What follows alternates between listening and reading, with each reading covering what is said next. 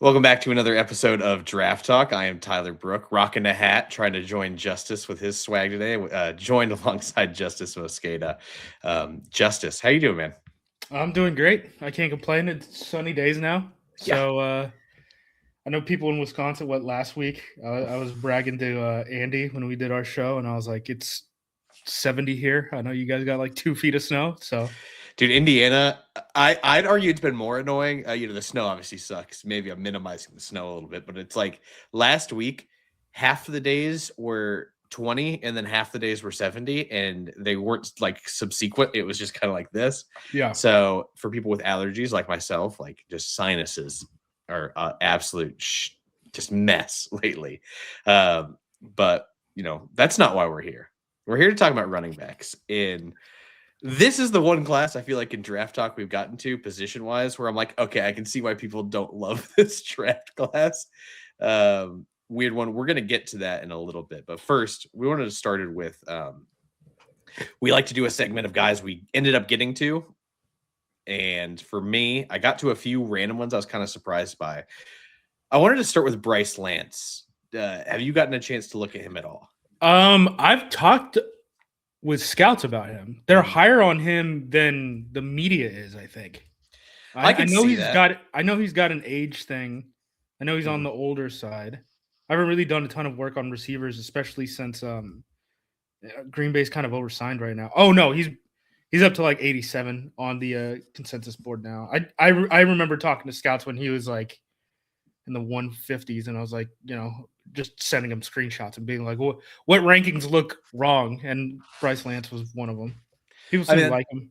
Yeah, the speed shows up, and I know it's kind of hard when you're trying to evaluate against FCS guys, but like he's got legit true burner speed. He's kind of like he plays a little like Watson played out of North Dakota State.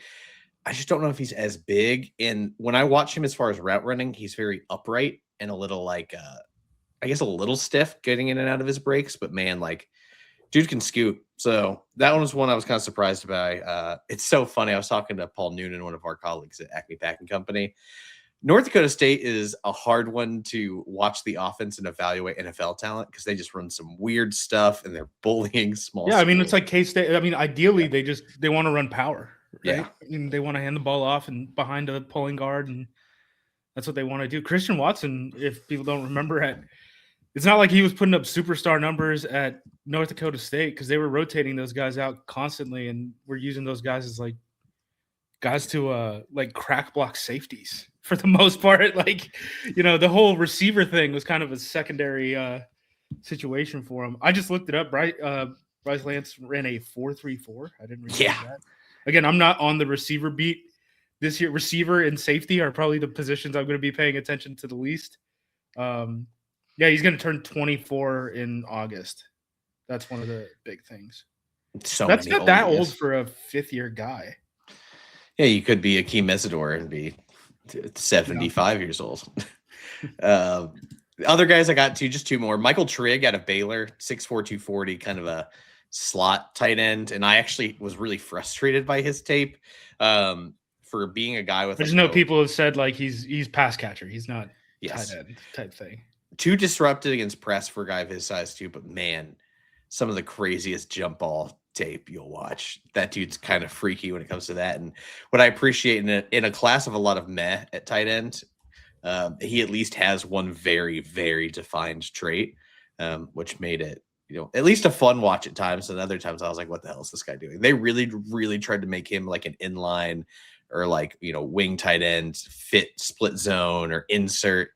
Yeah, it's just not his calling card. It was kind of annoying to watch. One of the crazy things, Trigg had a 27.5-inch vertical, which is super low. It like just doesn't make. I saw a bunch of people reacting to that when that number came out because they were like, "What? What do you mean?" He plays like basketball. He's the nephew of Plies. Wait, the artist Plies? Correct. Yes. That was not a name. Oh, he's from Tampa. Okay. Yeah. Okay. Not a name I was prepared to hear. Plies. Wow. Last one, I think we'd have. The guy I watched of like all the guys this week that were not running backs, where I was like, this is someone I wished I had watched sooner in the process. TCU safety Bud Clark. I feel like the top of the safety class is all box guys, slot guys, hybrids. Yeah. Bud Halsey, all Clark those guys. Yeah. Bud Clark is like the actual true safety in this class. He's built more like a corner. He's pretty thin. Excuse me. He rangy sideline to sideline, really sticky when he has to be in man. I love his instincts. Like he is one of those guys, feels route combinations, reads the quarterback where he's feeling and just triggers before that ball's out.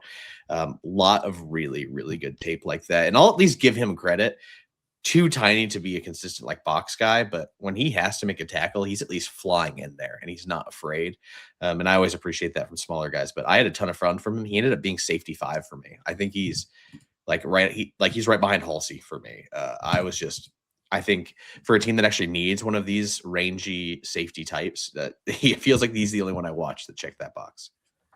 He's a guy. I think I told you in the Slack because you brought him up. Yeah, you made he's me a guy sad. he's got a little off field. I don't know what the off field is. I'm going to be totally honest. I mean, maybe it's irresponsible for me to even say that, but when I was poking around on off field guys, he was a guy who came up. I haven't had a need to go after safeties and receivers. On my end, guys, I want to talk about that I haven't already spoken about. No one, because I'm still chipping away at edge rushers, and I watched the running backs. So I needed the time to watch the edge rushers. You'll get the benefits of the extra guys, next week. I'm worried that our edge episode might be like 2 hours long because I've gotten. I keep watching, guys. I have 21 at this point. It's just, and then I have notes on a couple others where I'm just like, this class. I love it. I can't wait to talk about edges. I think it's becoming clear to me, at least.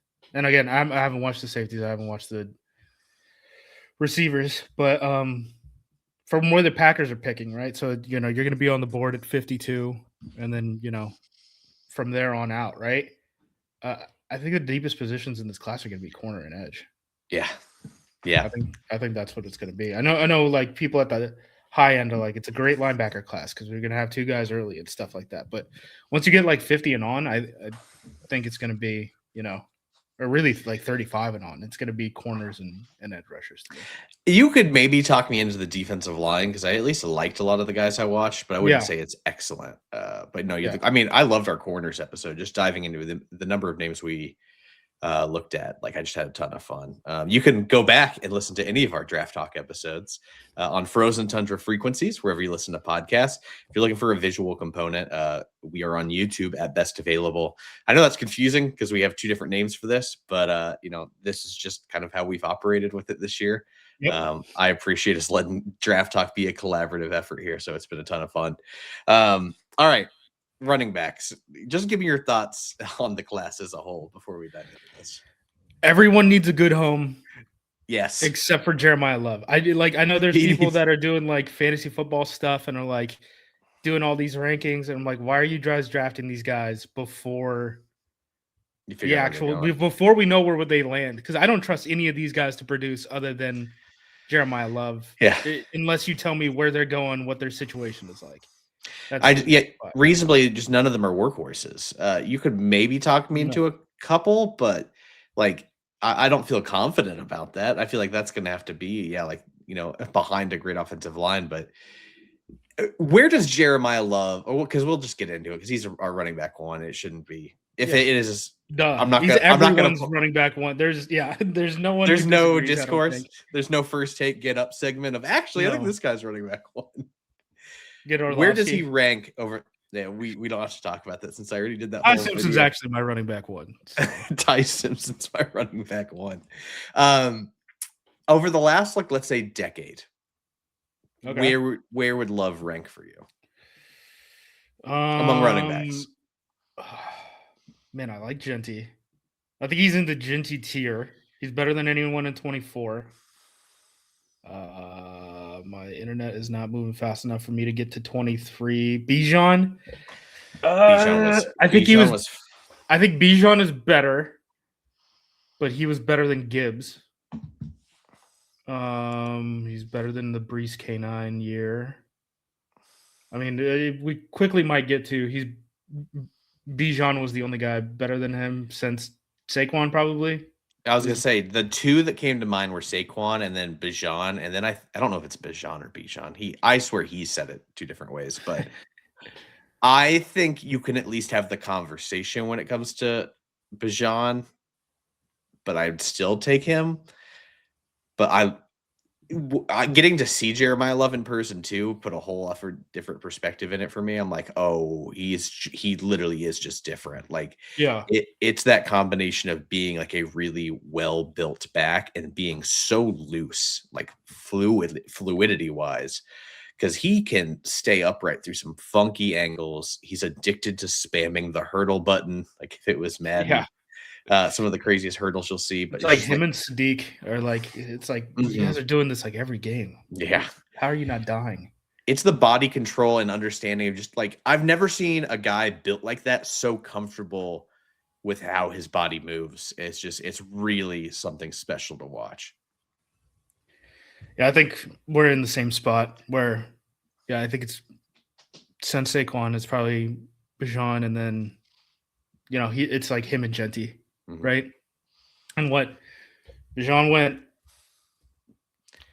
it's very high. I'm trying to 5, 6. I'm trying to remember. I was gonna say, I was like, yeah. So he went 8th. So yeah, 8th. I mean, we're talking the top 10 pick here, man. Even at a position that is not needed. Meanwhile, go look at who's running the ball for some of these teams. It's not very good. Do you have a comp for him? For Love? I mean, no. I did think it was kind of funny, though. Like, one of the things that I didn't realize until the combine, there were some people who thought that he was going to come, like, a lot smaller than he ended up weighing. Yeah. And I was like, no, he always looked, 210. Like, I didn't think he was a bowling ball, but. I do have one. And, all right. Like, if you ignore the hurdles, look at him physically, way he plays. Prime DeMarco Murray is one that keeps coming to mind for me. Yeah. That makes sense.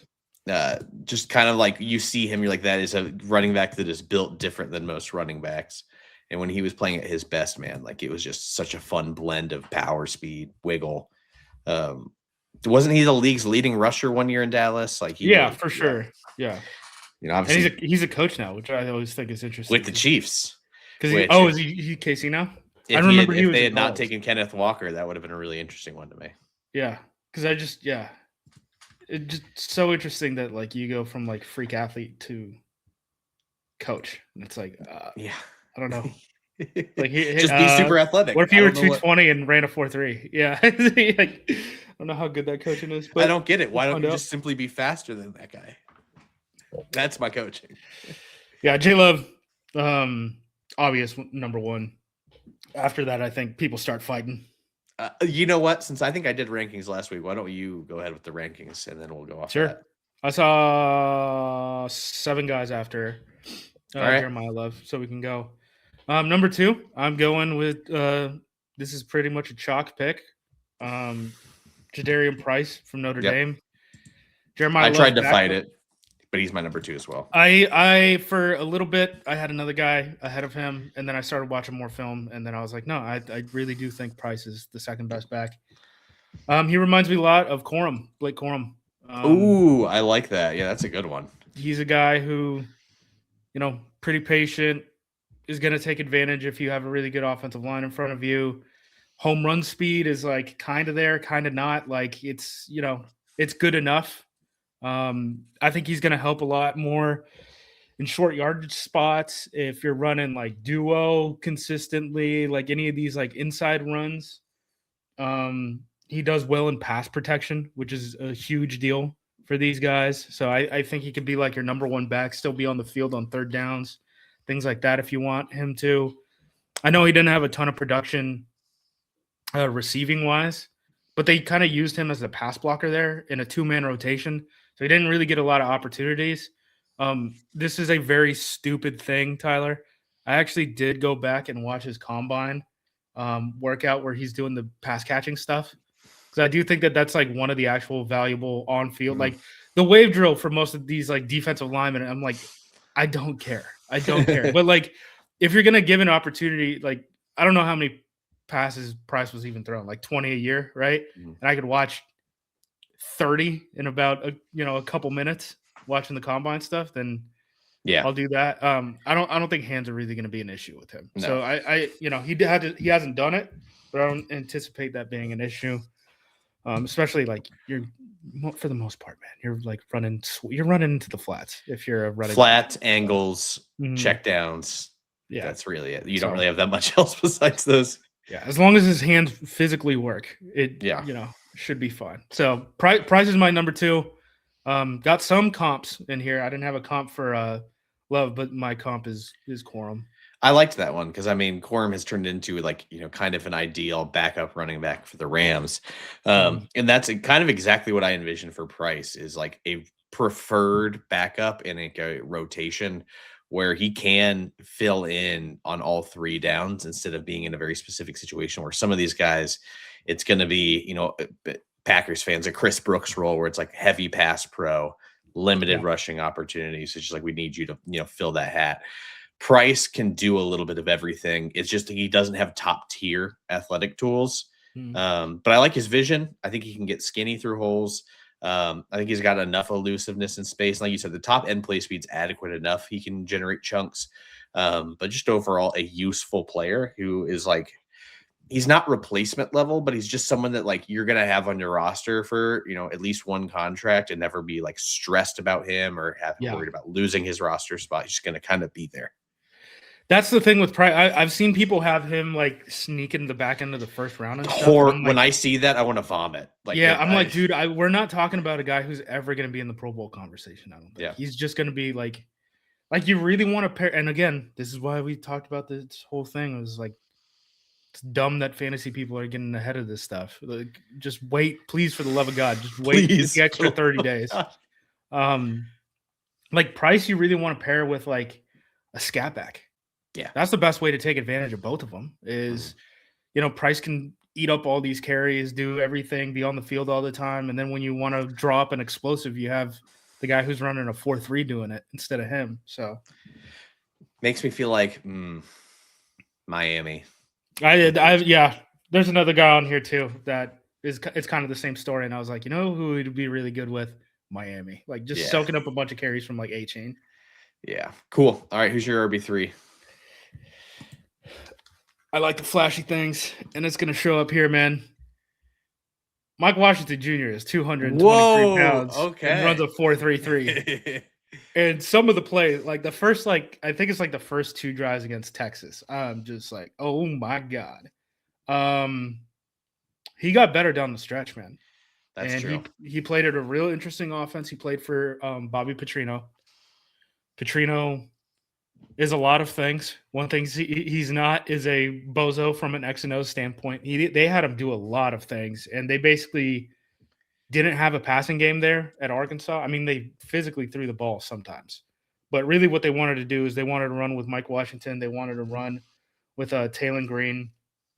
He's got an interesting background. From everything I can tell, no off-field stuff, but he has bounced around at a couple schools. So he was at Buffalo for 3 years. Then went to New Mexico State in 2024. That's where he split time with the guy at Kentucky, Seth McGowan. I didn't know they played in the same backfield. That's crazy, buddy. They both ran the ball at New Mexico State just had a crazy backfield last season. McGowan came in as the higher pedigree guy, and Mike Washington ended up stealing away some of his carries. We could probably get into McGowan a little bit later, so I don't want to step on those toes, but Washington ends up transferring up to Arkansas. He was had been a part-time guy at New Mexico State before this. Wins the starting job at Arkansas, ends up becoming second team All SEC again. Runs the 4.33 at the combine. I think you're gonna have to be pretty particular with him. I know people are worried about like the fumble. Like fumbles are not a real consistent issue. I kind of think it's fake. People talk about like the pass blocking stuff, that is real. He is horrendous at pass blocking. I don't want you doing that. Both technique and effort are bad. It's not good. He's a guy who and this is gonna piss some fans off. Probably like he's a ball carrier, not a running back, and I'm sure a lot of fans are like, that is the same thing. That's not the same thing. Like Kenneth Walker was a ball carrier and just a ball carrier, and he won MVP. But the Seahawks said, we'll keep you on the bench until there's an injury because of the things you have to work around with him, right? So I think you're going to need a guy on third downs to help him, whether it's a pass blocker. I think he can catch out of the backfield. Not really worried about that. I know people are worried about the vision. That Arkansas line was not good. I don't think he's got great vision, but I don't think it's like I don't think he's missing holes or anything. For the most part, he's doing what he's supposed to. I really am surprised he carries that much weight, though. Like, where's it at? Because he's high cut. Like, is it all in his shoulders and arms, I guess? I don't know, but it helps him run. So, yeah. A couple more notes I had. You mentioned the vision. I'd probably like him more in one of these roles. Maybe it's an outside zone, just like one cut and go or a gap scheme. But like between the tackles, having to sift through stuff, I don't know. I trust. I also don't think he's the most agile. It is just straight line. Oh yeah, he's hitting it hard. Yeah, I mean, he's hitting it. You want to run like pin and pull sweeps, like just. Let him just run full speed in a direction. So that worries me. Also, I don't love his contact balance for a guy of that size. I think it is because it doesn't have the balance I'm hoping for a bigger back. But like, I just think of with that straight line speed and stuff, like this kind of screams Derrick Henry coded to me a little bit. Of like, I mean, Henry is a guy like that, right? Where he's another guy who you can't play him on third downs. Yeah, like he's only a ball carrier, and that can work sometimes. But like, if you go look at, so Baltimore does it different than Tennessee did, but Baltimore has these little water bugs, right? Who come into the backfield, whether it's like Justice Hill or Keaton Mitchell or exactly any of those guys to spell him. Tennessee used to replace him with a fullback on third downs. Hell yeah, and just play like protection. So. Yeah, someone's got to play third downs for Mike Washington Jr. I think that's the biggest issue in his game. So he's actually my RB6 because of some of the issues you mentioned. The ball scary worries me a little bit just because you watch the way he holds it sometimes. The pass pro is the big one for me. Think he's a little stiff. I need to see the vision with a better line, which I'm sure he can develop. That part I can definitely feel him developing, but he's definitely it's got to be a very specific fit. And like you said at the beginning of the episode, all of these guys need a specific fit, which has me glad we always talk through these because it has me rethinking these because I knock him because of that. And I'm like, aren't I kind of knocking all of these guys for that exact reason? Yeah. Do we want to go to the next one? I think this is your guy, Emmett Johnson. Yeah. All right. You go first. You're probably gonna make me sad, but let's go. So I gave Price and Washington, I gave them second, thirds. And then Johnson, I'm giving a third, fourth. Yeah, that's probably fair. Dude, what a weird watch. Isn't it? What a weird football player. Yeah. He's like, what if Le'Veon Bell was really small? Yes. That's kind of what I thought LaShawn McCoy jump cuts and stuff. Like, it's so no top in play speed. Like, no. But like super short strider. But because of that, he could just get his foot in the ground instantly, and the lateral quickness is pretty crazy. He's pretty small. You don't want him in protection at all. That is just not what you want to do with him. His patience is great. His vision, I think, kind of comes and goes a little bit, but his patience is crazy. He'll just stand behind a guy and just wait, and then make a decision. Again, if we're doing homes, like, I'm sure everyone would love to be behind a great offensive line. For him specifically, because you're gonna have to hold on to those blocks for a while, right? Like that's the underrated thing with like the Le'Veon Bell stuff, where you're like, why did he fall off when he went to the Jets? Well, because they didn't have the Steelers line, because they were like the best duo team in the NFL and ran power and all that stuff. Sometimes I just wonder like why he doesn't hit a hole, vision wise, but he's got really good contact balance. There's a lot of times where you're just like, how'd you survive that? Like it's like there's no arm tackle that can take him down, even though he's not a big guy. Right? No, it's just he's just able to stay on his feet. I think he plays smaller than his size. Whether you want to take that as a positive or negative, because I do think it kind of cuts both ways. So they had him listed at 5'10", 202 at the combine. I think he plays smaller than that. I think you got to be pretty particular with him. I think he needs to so he's not going to do any of the heavy running stuff. And at least in terms of you don't want him running power. You'd rather have him running duo because you want him to be able to pick where his hole is going to be. I don't think, you're not going to run ISO. He's not going to be a goal line guy for you, I don't think.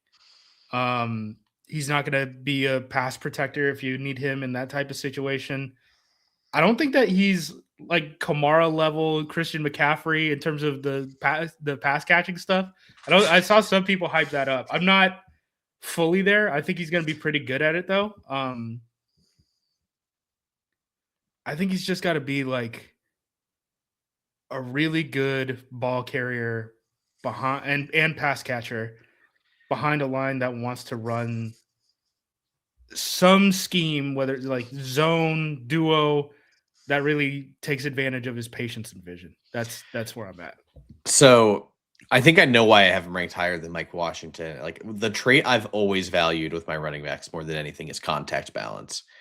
And so like there are guys where I just really enjoy, like if you are on the smaller end and still able to do this, man, like I'm a huge stock up guy. You mentioned potential fits. I've got one for you. Seattle. They just lost the guy that kind of need to replace this role with Walker. Like they need the guy that can eat carries. They've had a running back like this, and I'm not saying they should give him the Kenneth Walker usage, but they know how to work with a guy like this, where it's like he's going to be a valuable runner that can be patient and generate some big runs for us. We do not want him out there in pass protection.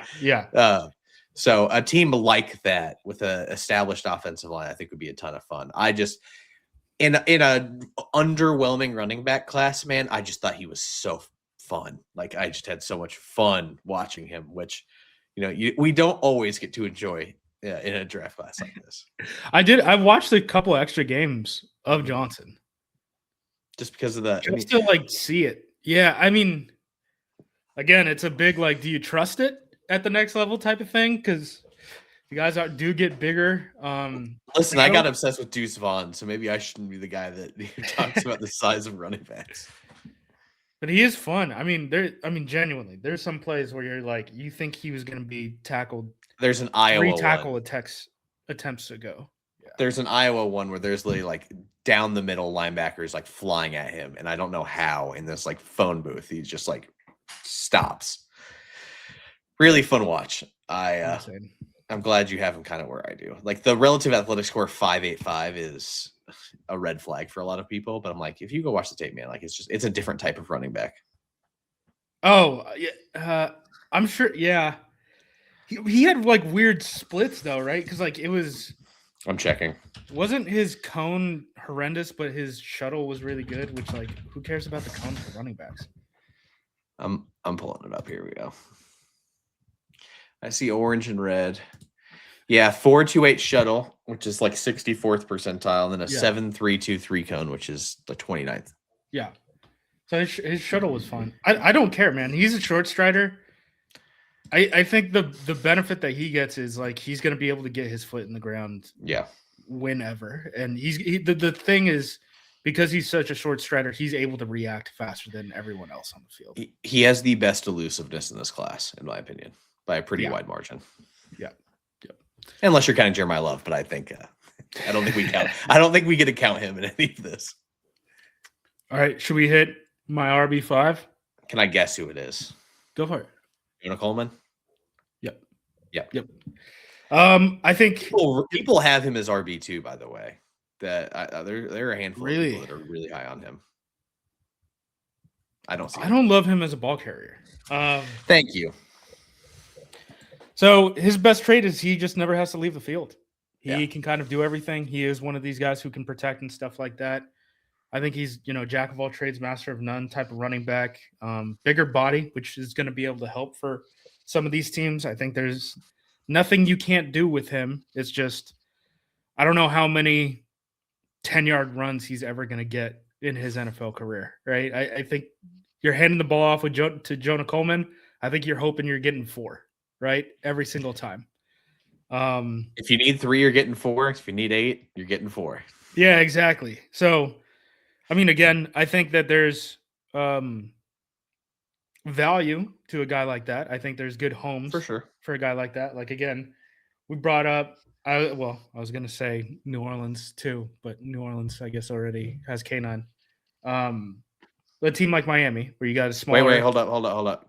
Kenneth Walker is on the Chiefs.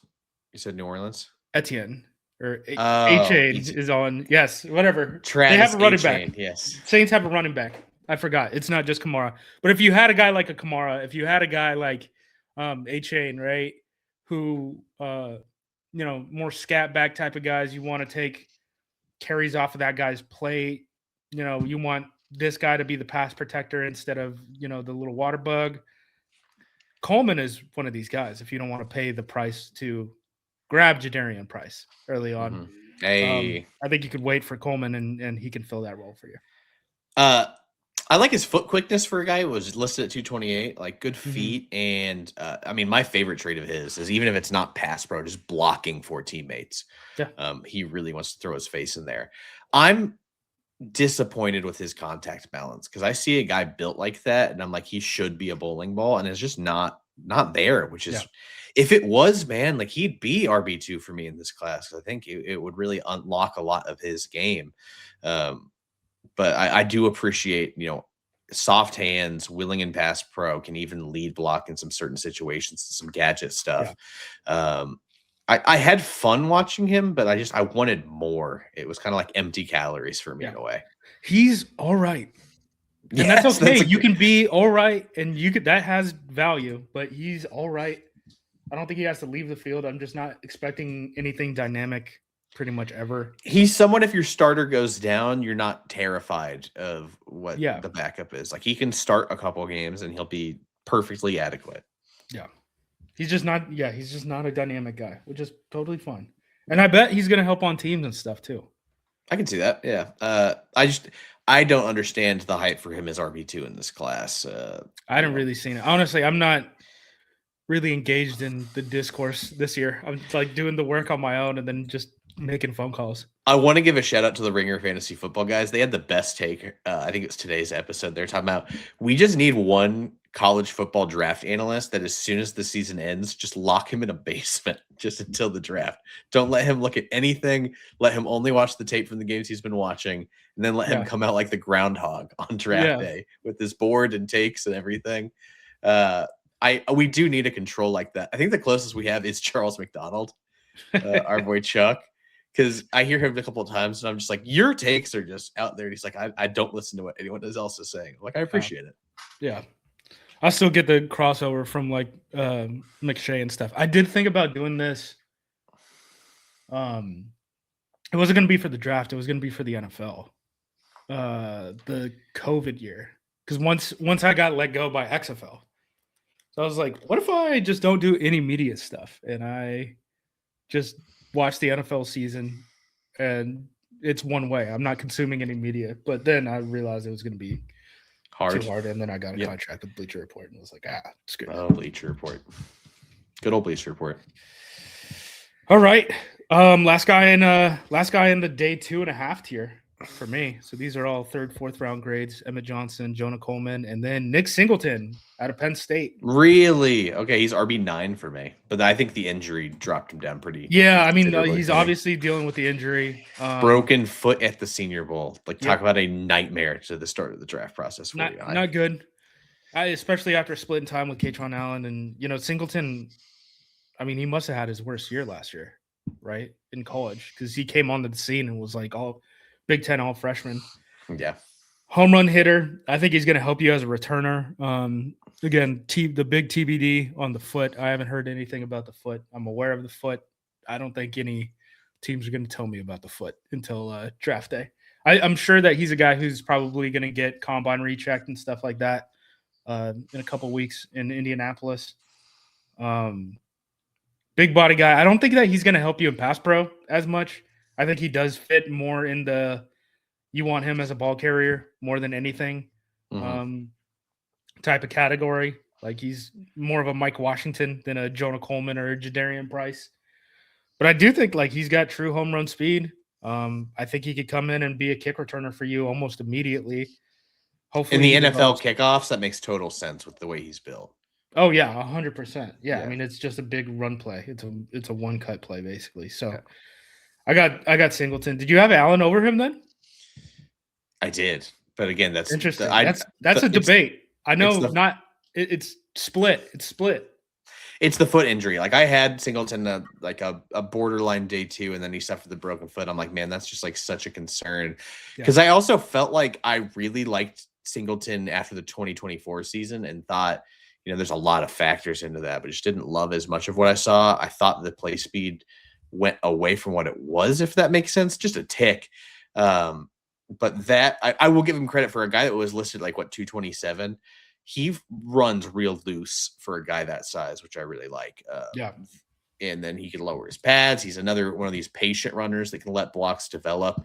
So a fun player. I'm so scared of that foot injury that it really scared me off because I don't know the severity of it. And when I see something like that in the process, I'm going to take a step away from this for a while. Yeah. At least he got it done. Yeah. So he had surgery to repair the 5th metatarsal bone in his right foot. So that's the injury that Christian Wilkins is still dealing with, right? Christian Wilkins broke his 5th metatarsal in his pinky toe. Oh, yeah. And he's just hoping that it heals naturally and doesn't need surgery. And it's been 500 days, right? So thank God Singleton got the damn surgery, man. Get the surgery. Yep. Anyone else you got? I had Katron Allen right behind. I gave him a Okay. day 3 grade, Penn State. Not kind fast. of similar to Singleton. I think Singleton is a little bit more explosive than Allen. He's a little bit bigger. Like that, those are just the little differences. Obviously, Singleton is dealing with the injury, which is depending on whether you think that's going to be a big deal or not. It'll probably be a big split between Allen and Singleton for you. I love the contact balance. There's a few reps on Katron's tape where it's just like 3 different instances of collisions, and he's just still upright trying to just carry the pile. Love guys like that. Katron is the guy who, like, every quarterback who has been there, back to like Sean Clifford, man.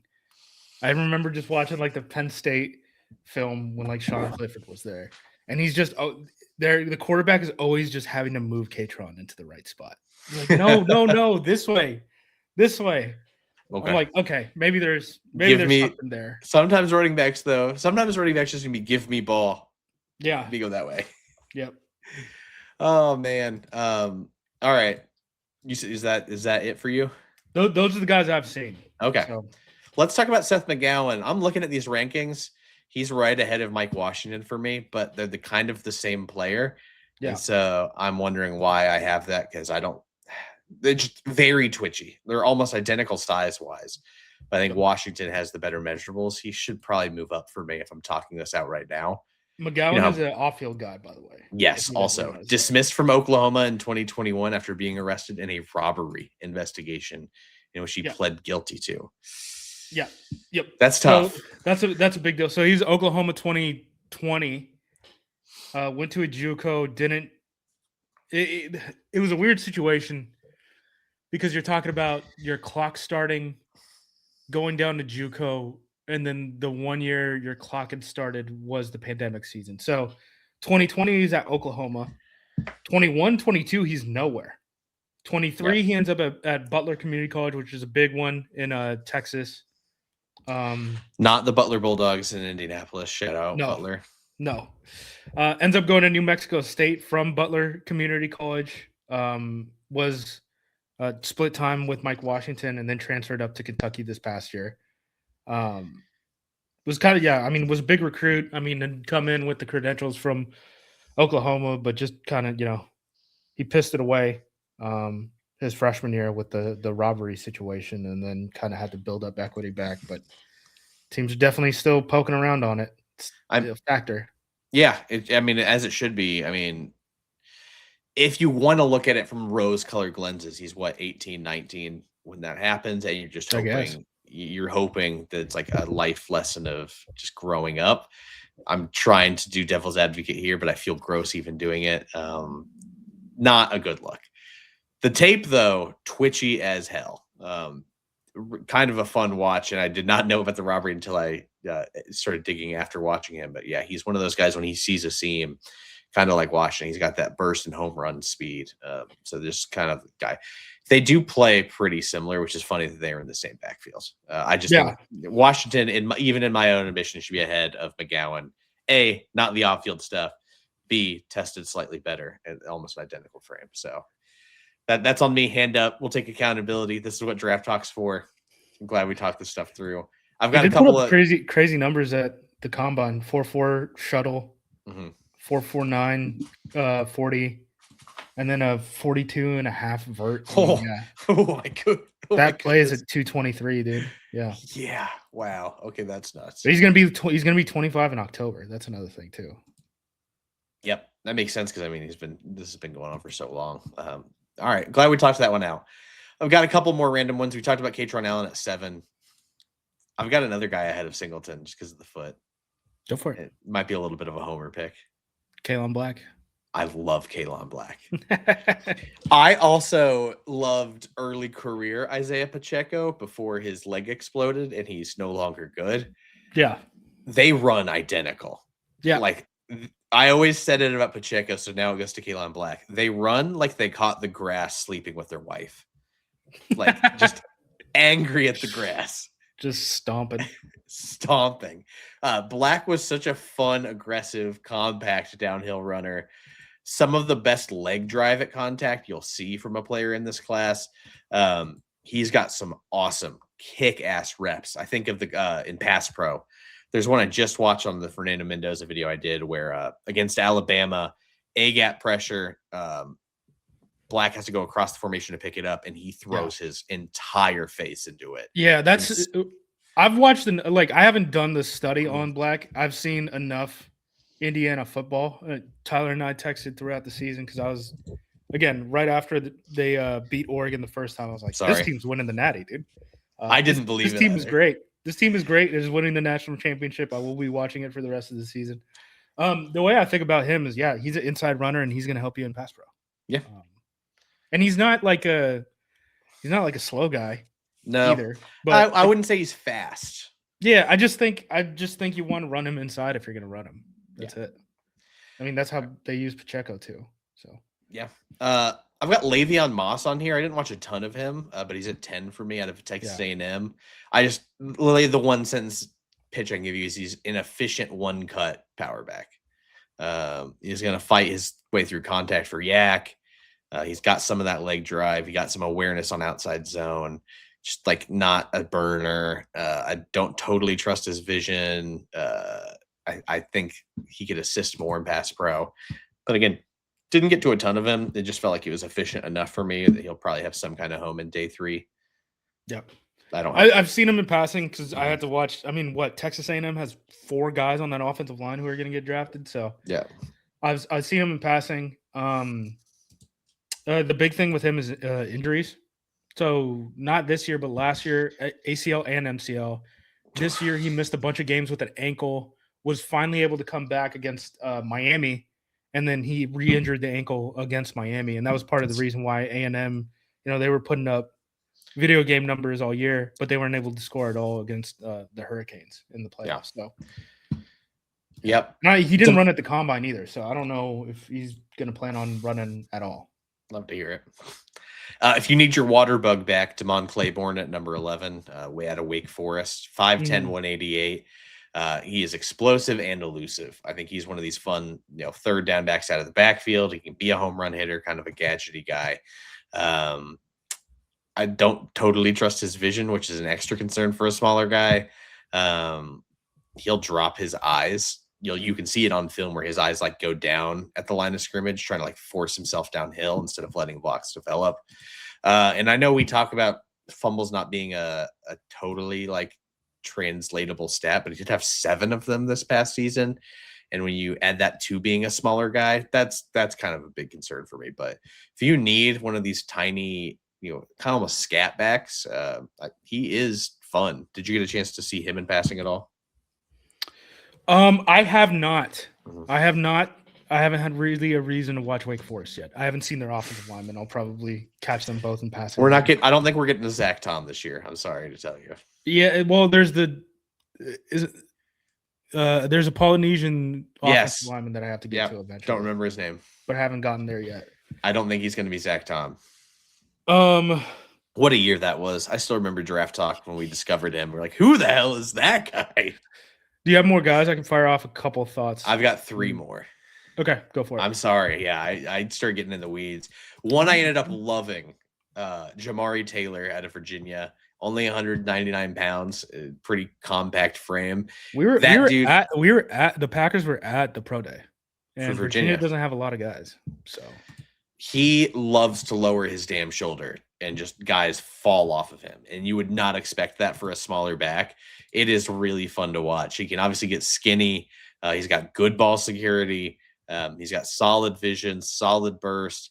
I would wish, as a smaller back, it's funny because he can really just play with strength and run through guys. The size shows up in pass pro though, which is a little disappointing. But if you need a guy that's going to like break some tackles for you as a day 3 option, I ended up really liking him. And then I'll just skim through these other 2. Hemby, people were like Roman Hemby out of Indiana more than Kellen Black. I disagree. I just think he's kind of meh across the board. He really wants to bounce stuff outside, which is weird because he's not particularly explosive, got top end play speed, kind of a smooth glider. That's kind of the way to describe him. I didn't think it was anything special. And then my last ranked running back devastated me. I saw a 6'3", 232 running back named Adam Randall out of Clemson with a 9.49 RAS. And I was like, I'm going to love this guy. Hated him. Hated it. This dude does not know how to play running back. The pad level's not good. Yep. He's way too hesitant. The technique in pass pro is horrendous. And it made sense. I was like, oh, he moved from wide receiver in 2024. Yep. I was gonna tell you. Yeah, I was like, there we go. Plus, he has injury history: torn ACL in 2022, broken hand in 2023, stress fracture in a toe in 2024. Clearly, does not know how to play running back. The physical tools are there, but I don't have the patience for that one. Dude, there's some NFL guys who like him. I could see the hubris of we're gonna make it work, but it's not gonna be a right away thing, man. No, I mean, no, dude, it's not like Clemson hasn't put out NFL running backs before. That's not been the issue.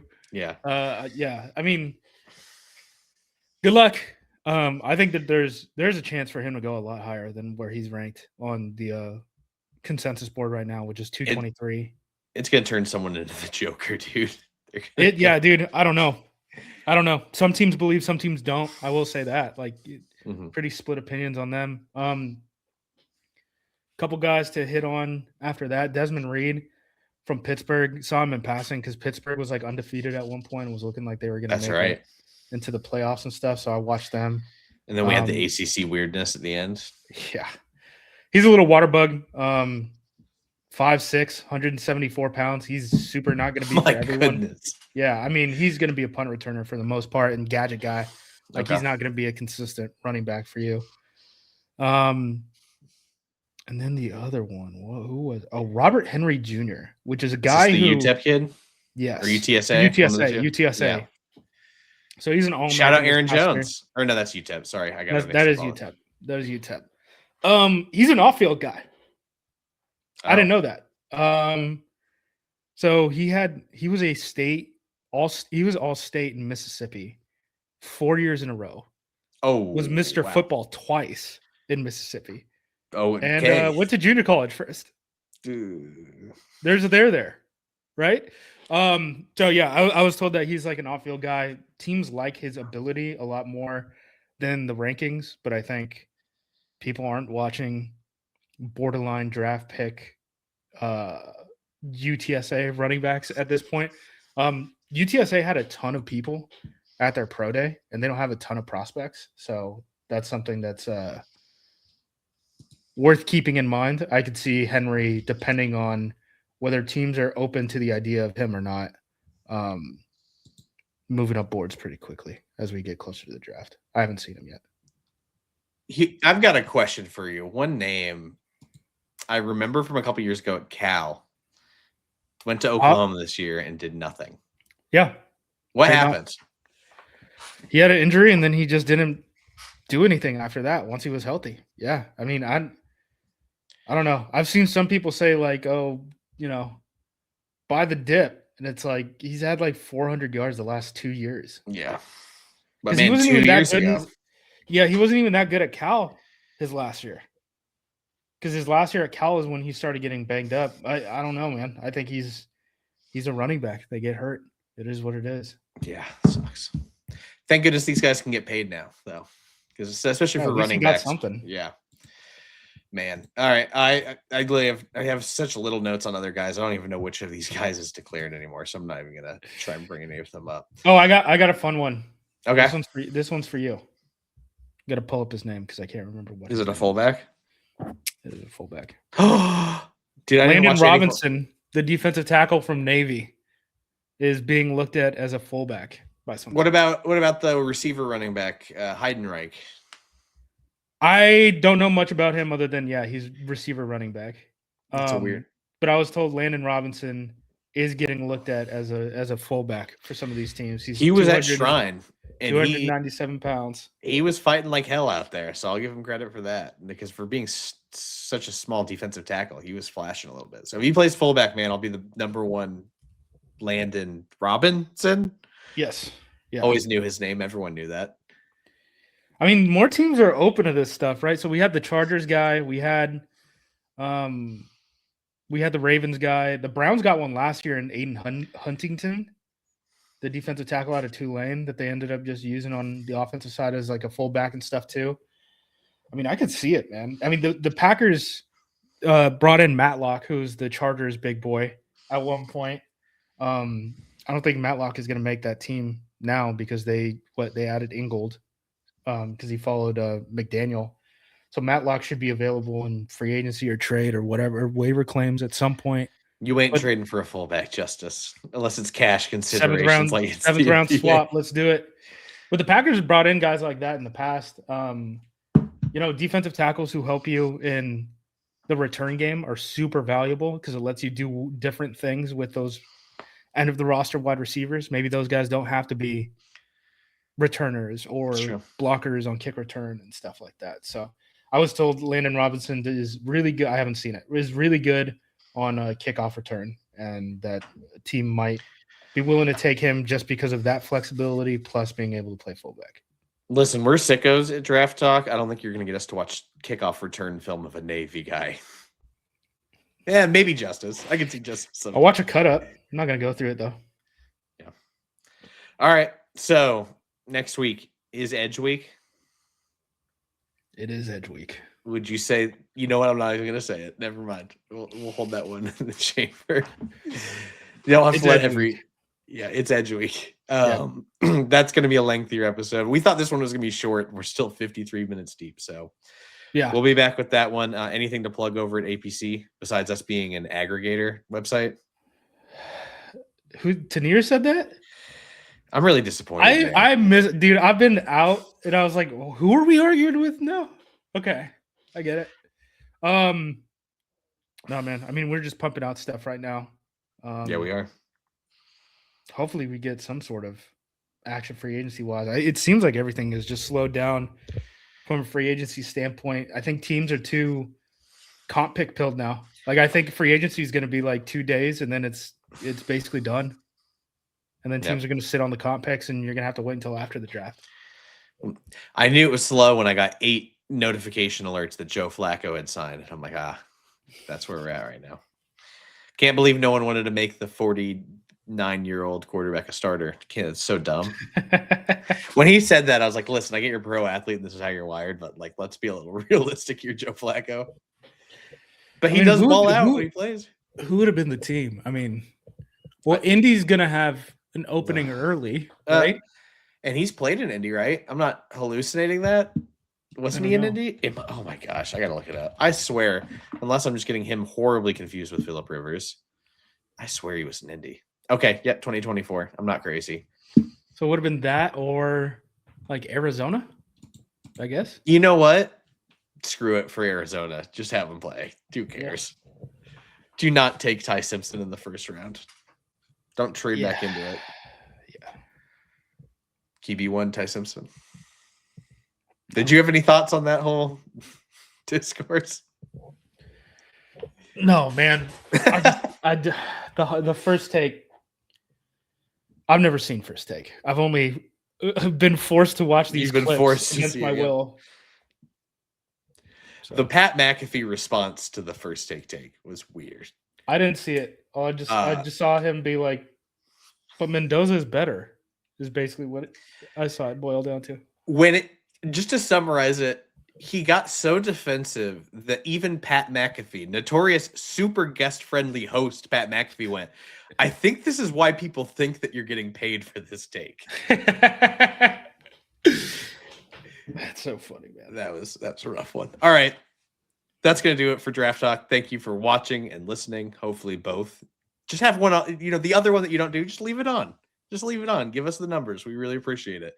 But yeah, that'll do it. We'll be back with Edges next week, which I cannot wait to talk about. I'm sure we've got some takes for you. Thank you so much for watching, and go Pack Go.